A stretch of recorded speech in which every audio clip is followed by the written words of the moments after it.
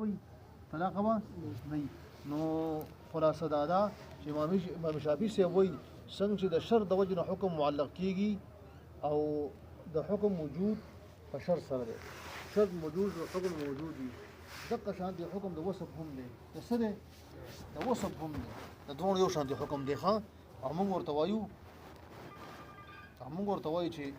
شرط خو موږ ستا منو لیکن وصف هغه کې موږ ستا ملګرتیا نه کوو ښه، وصف کې ستا ملګرتیا نه کوو. لاندې دا مسله بیا ګوره زمونږ جوابات وروستو راځي. امام شافعي صاحب خبره مخکې کوي،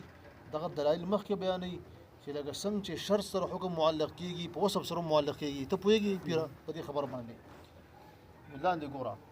دا د امام شافعي صاحب خبرې شروع دي ښه، زمونږ خبرې بیا وروستو راځي، زمونږ جواب. وحاصله حاصل د دې خبرې دا دی ان الحکم ها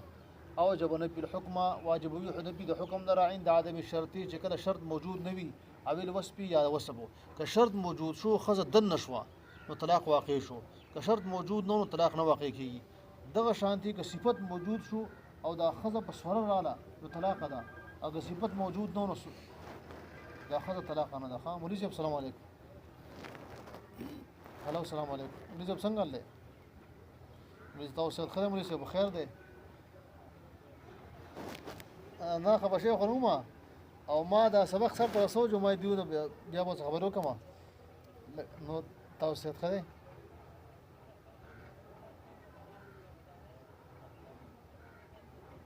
خا مولوی صاحب کنه ځان سره اچھا ترا ولا کنه را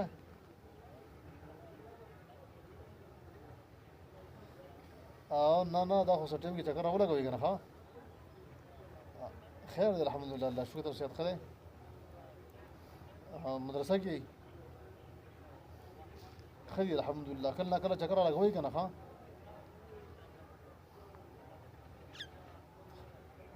او چکر لګوي ها الله دې خوشاله کړه. خبر شه مو خبر مو سره کړوي ابل ورځ دنه کې دونه مخ کې مشتاق ولي سفر را به دمه به کړو پرون کړو ابل ورځم کړو. وا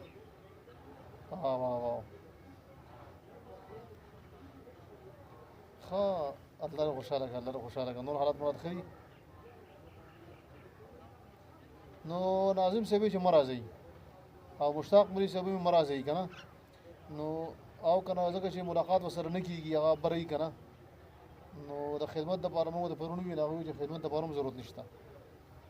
او نو ځکه بیا ست ترتیب لري سره به توګي بیا او په الحال خلا صفایده به نه سي بیا به مشوره کوه یا به ترتیب جوړ کو چې ترتیب جوړېدو جو تاسو یې صبر مولوی صاحب دې ترتیب جوړ کو بیا او بیا ولاړ شو صحیح ده. زادر خوشاله کا مهرباني. السلام علیکم. السلام علیکم. نو ګوره امام شافعي صاحب داغه دا خبرې چې کوم دي کنه چې عند فواد الشرط او الوصف نو ولهذا د دې وجنه لم يجوز نه جایز کړی امام شافعي صاحب نکاح الامتی نکاح د وینځي عند فواد الشرط په وخت د فوت کېدو شرط باندې او الوصف یا د وصف باندې المذکورین چې دا دوه مذکور دي په دې آیت کې د شرط او وصف دوه د پر د آیت مثال لري. عمل لم يستطع منكم طولا سو طاقت نری پتا سو کی عین کې حل محسنات دي چې د نکاح کې د آزاد خذو سره او آزاد خزي مؤمن آزاد خزي او مما ملکت نکاح دي کې د هر سره چې تم مالکانی خلاصون استاسو من فتياتكم دا غوین زونه د مؤمنون. وګوره شرط سره شرط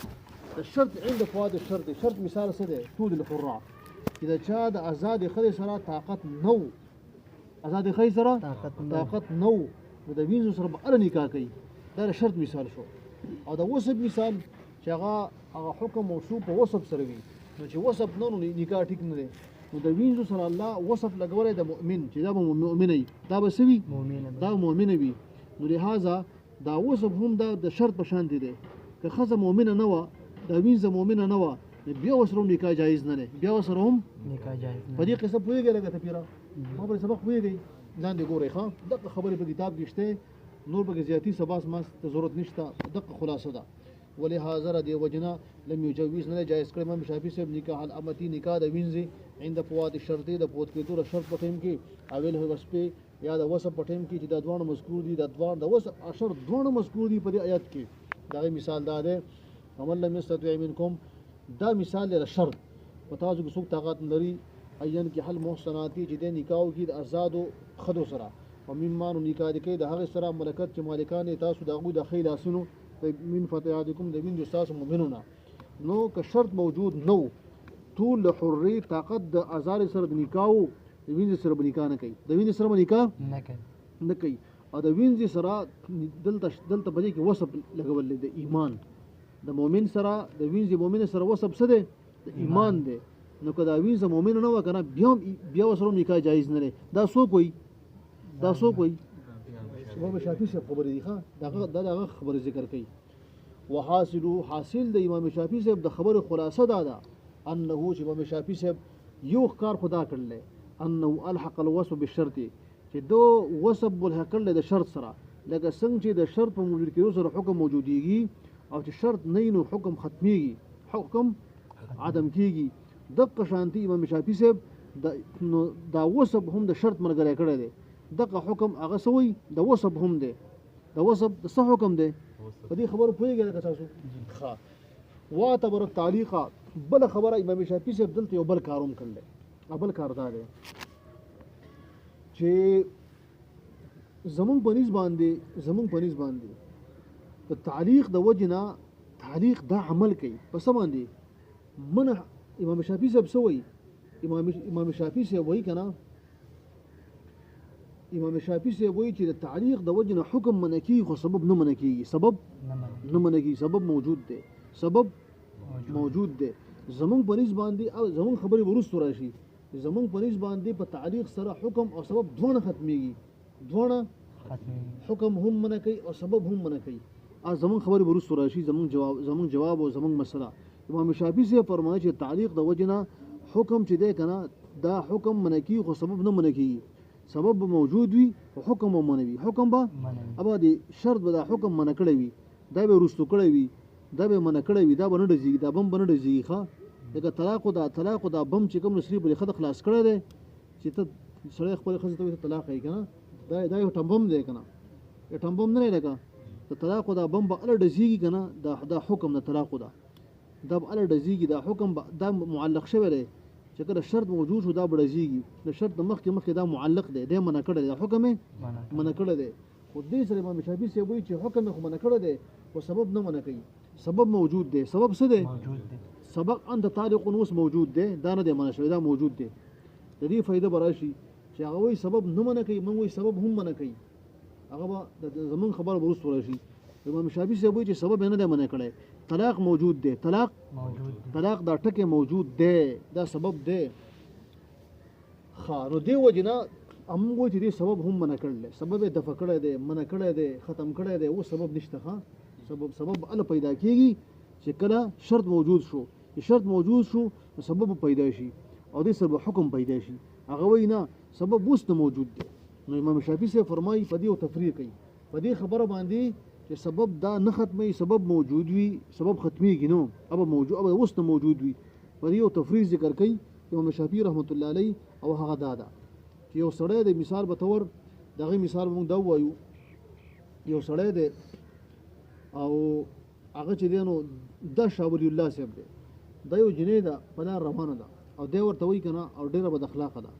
دی ورته وایي که تا سره ما نکاح وکړو کنه ستا مالک شوم کنه ته به ما باندې په 3 کړنی طلاق یا په 1 کړنی طلاق ته به ما طلاق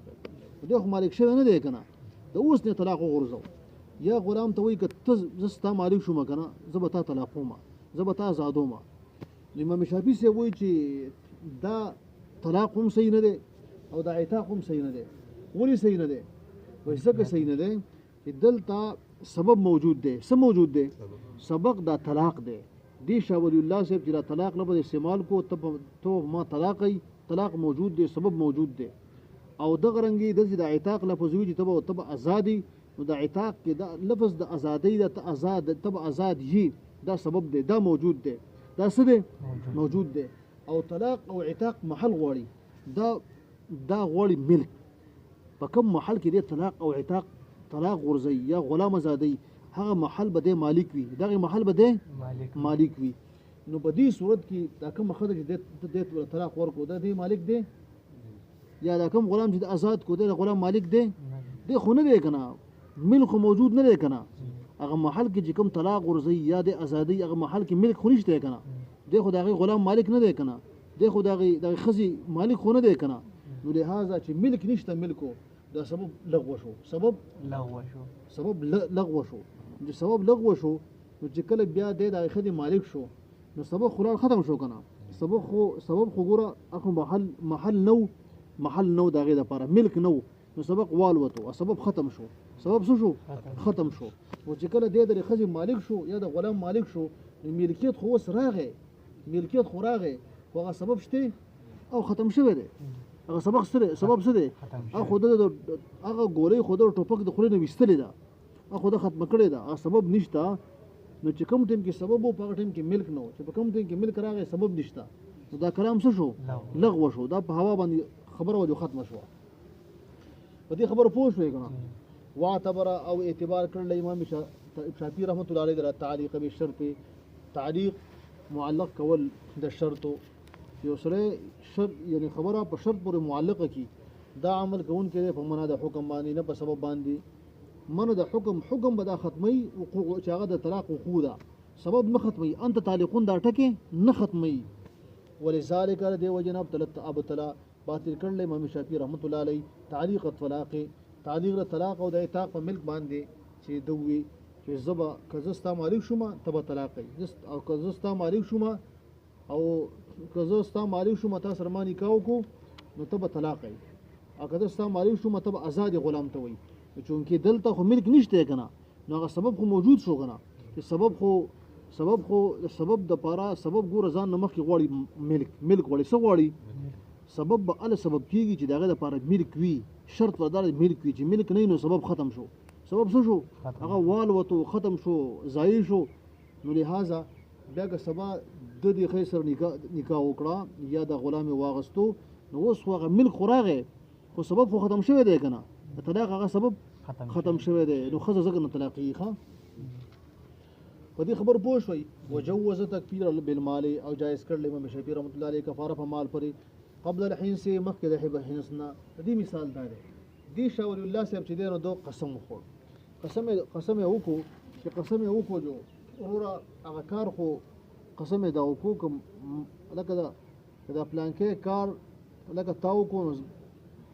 زما دي قسم دا کار باندې کوم او بهر حال قسم وکړو زبر دا کار نه کوم او هغه باندې قسم وکړو